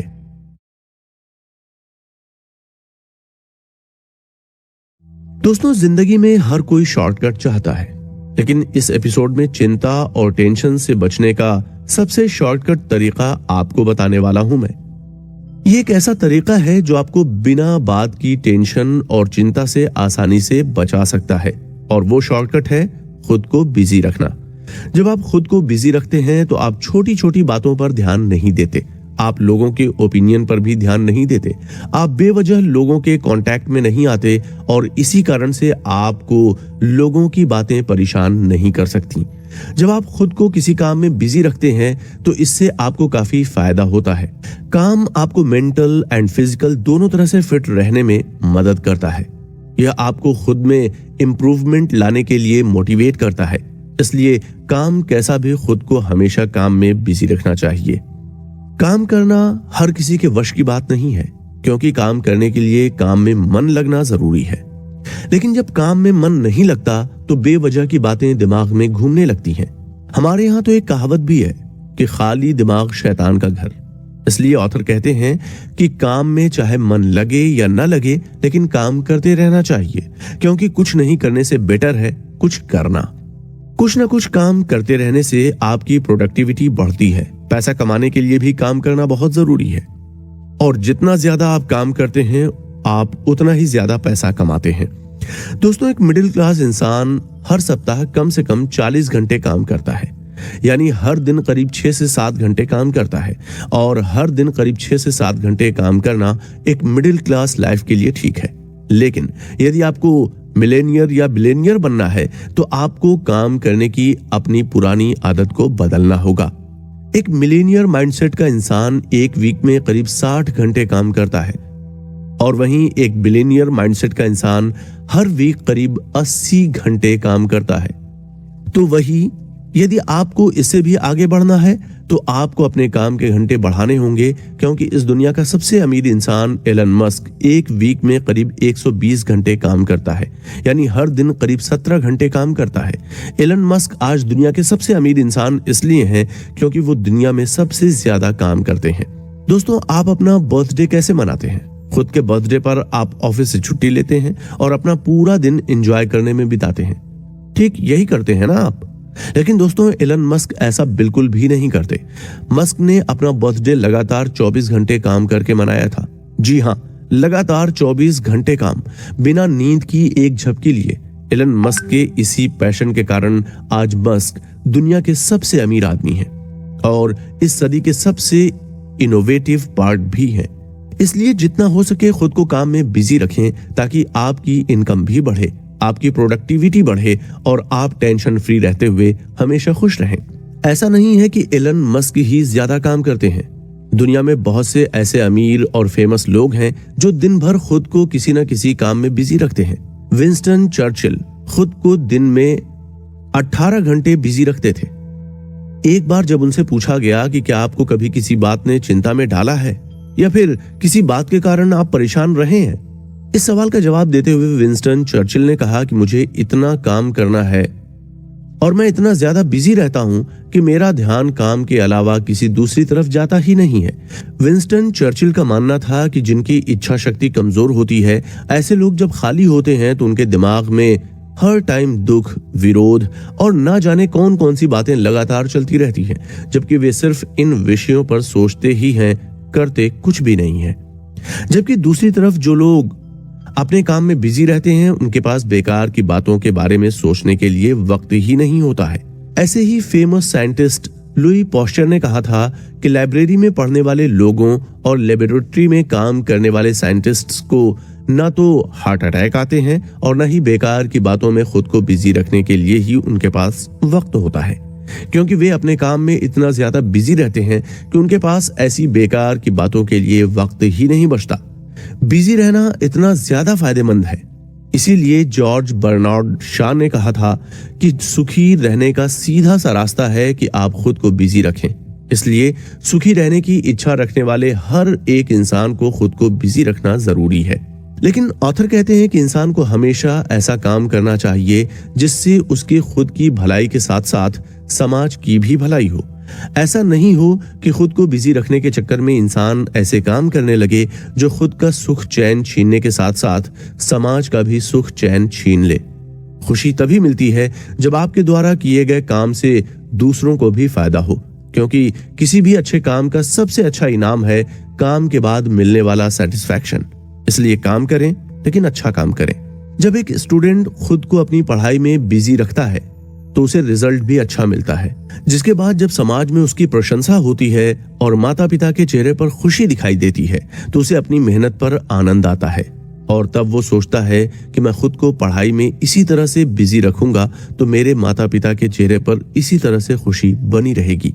ऐसे ही जब एक सन्यासी खुद को साधना में लीन करके जब कोई सिद्धि प्राप्त कर लेता है तो वो हर टाइम साधना में भी बिजी रहना चाहता है। इसलिए जो इंसान खुद को बिजी रखता है और अच्छे काम में बिजी रखता है तो उसे वो सब कुछ मिलता है जिसकी वो कामना करता है। दोस्तों, नेक्स्ट एपिसोड में हम जानेंगे खुशी पाने का 10वां नियम क्या है। तो बने रहिए हमारे साथ इस बुक एक्सप्लेनेशन के नेक्स्ट एपिसोड तक। लाइफ हर किसी के लिए आसान नहीं होती, लेकिन यदि इंसान ठान ले तो मुश्किल भी नहीं होती। यदि इंसान मन में किसी लक्ष्य को पाने के लिए मन में पक्का इरादा कर लेता है तो यकीन मानिए उसके भाग्य का निर्माण वो खुद करता है। उसने जो तय किया है उस चीज को पाने से उसे दुनिया की कोई ताकत नहीं रोक सकती। यह एक ऐसे इंसान की कहानी है जिसे सुनकर आपको अपनी लाइफ की परेशानियां नहीं लगेंगी, बल्कि उसकी जगह आपको सिर्फ एक ही गाना याद आएगा, दुनिया में कितना गम है, मेरा गम कितना कम है। लोगों का गम देखा तो मैं अपना गम भूल गया। यानी यकीन मानिए इस कहानी को सुनकर आपको अपनी परेशानियां बहुत ही छोटी नजर आने लगेंगी। ये कहानी है एक ऐसे लड़के की जिसने 7 साल की उम्र में ही अपने माता पिता को अलग होते हुए देखा। यह लड़का पढ़ाई में कमजोर था, इसलिए स्कूल कॉलेज में नहीं बल्कि रिलेटिव्स से भी हर तरह के ताने सुने। लाइफ में हर कदम पर मुश्किलें झेली, लेकिन ये लड़का रुका नहीं और एक दिन ऐसी ही अनगिनत प्रॉब्लम्स में से एक प्रॉब्लम ने उसकी दुनिया ही बदल दी। उसने उन प्रॉब्लम्स पर काम करके एक बड़ा बिजनेस खड़ा किया और आज उसके बिजनेस की वैल्यूएशन करीब 51,000 करोड़ रुपए है। आज की हमारी ये कहानी इंडिया के सबसे वैल्यूएबल कंपनी में से एक कंपनी फ्रेशवर्क की, जिसके फाउंडर हैं गिरीश माथुरभूतम। दोस्तों, किसी भी बड़े बिजनेस के लिए जिस चीज की जरूरत सबसे ज्यादा होती है वो है एक बड़े आइडिया की। जब आपके पास एक आइडिया हो तो आप बड़ी ही आसानी से एक बड़ा बिजनेस खड़ा कर सकते हैं। दोस्तों, कोई भी बिजनेस 2 तरीके से खड़ा होता है, या फिर ये कहें कि बड़े बिजनेस के लिए आइडिया 2 जगहों से आता है। पहला, लोगों की प्रॉब्लम से। जब आप लोगों की प्रॉब्लम को देखते हैं तो आपको उनका सॉल्यूशन ढूंढना चाहिए। ऐसे ही बिजनेस के लिए दमदार आइडिया ढूंढने का दूसरा तरीका है कि आपके पास यदि कोई प्रोडक्ट है तो उसे बेचने के लिए लोगों को प्रॉब्लम्स बेचो। इन्हीं 2 तरीकों से आप काम करके बड़ी ही आसानी से एक बड़ा बिजनेस खड़ा कर सकते हैं। बस आपको करना यह है कि आपको अपने अंदर प्रॉब्लम्स में छिपे सॉल्यूशन को ढूंढने का विजन डेवलप करना आना चाहिए। गिरीश की लाइफ में स्ट्रगल कम नहीं थे। एक बार गिरीश कॉलेज के एंट्रेंस एग्जाम में फेल हो गए थे तो रिश्तेदारों ने ताने देते हुए गिरीश को कहा कि ये लड़का लाइफ में कुछ नहीं कर सकता, ये लड़का अपनी लाइफ में सिर्फ रिक्शा ही चला सकता है। ये बात गिरीश को इतनी चुभी कि उन्होंने सबसे पहले अपने कॉलेज की डिग्री पूरी की और उसके बाद मद्रास यूनिवर्सिटी से मास्टर्स किया। वे एमबीए करना चाहते थे, लेकिन एमबीए के लिए पैसे नहीं थे। लेकिन रिलेटिव्स को कुछ कर दिखाने का एटीट्यूड इतना ज्यादा था कि उन्होंने लोन लेकर अपना एमबीए कंप्लीट किया और उसके बाद यूएस चले गए। जब रिश्तेदार ये कहते थे कि ये लड़का कुछ नहीं कर सकता, तो बदले में गिरीश ने उन्हें कुछ बोला नहीं, बल्कि उन्हें करके दिखाया। और उसके बाद 2001 में गिरीश वापस इंडिया आ गए और फिर 10 साल जूह कंपनी में काम किया। लाइफ बड़े ही सुकून से गुजर रही थी, लेकिन फिर भी गिरीश को सेटिस्फैक्शन नहीं था। उन्हें लाइफ में कुछ कमी सी महसूस हो रही थी। वो कुछ बड़ा करना चाहते थे। एक घटना ने गिरीश की लाइफ को बदल कर रख दिया। हुआ ये कि एक दिन गिरीश ने घर के लिए एक टीवी का ऑर्डर किया, लेकिन वो टीवी टूटा हुआ निकला। गिरीश ने कई बार शिकायत की, लेकिन उनकी शिकायत का कोई सॉल्यूशन नहीं हुआ। तभी उनके दिमाग में ये बात आई कि इस देश में ऐसे कितने ही लोग होंगे जो इस तरह की प्रॉब्लम को फेस करते होंगे और उनकी शिकायत कभी भी कंपनी तक पहुंच ही नहीं पाती। इस प्रॉब्लम में गिरीश को एक सॉल्यूशन नजर आया।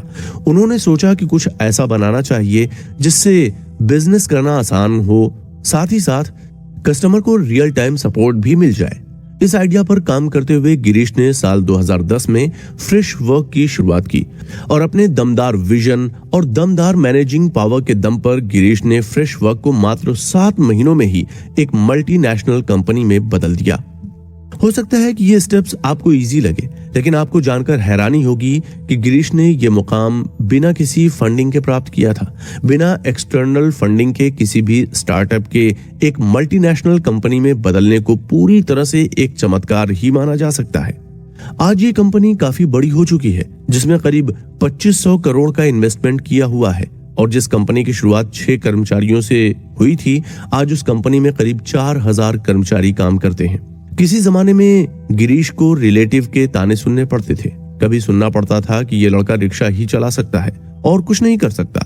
उस बंदे ने अपनी पॉजिटिव एटीट्यूड के दम पर आज एक बड़ी कंपनी को खड़ा कर दिया।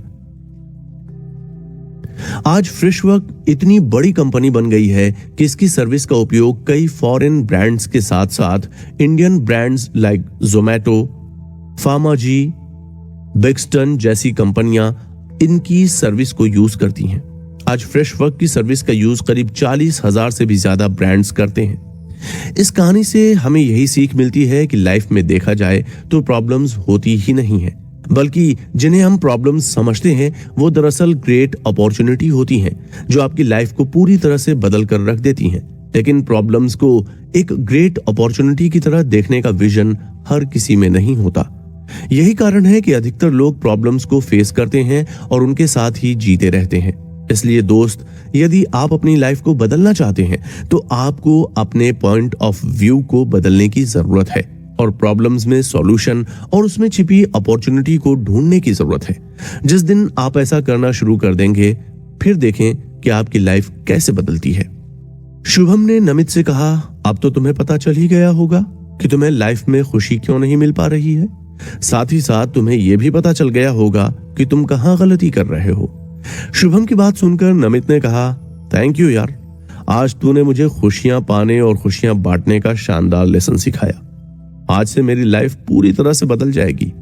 इस ऑडियो बुक के अंतिम एपिसोड में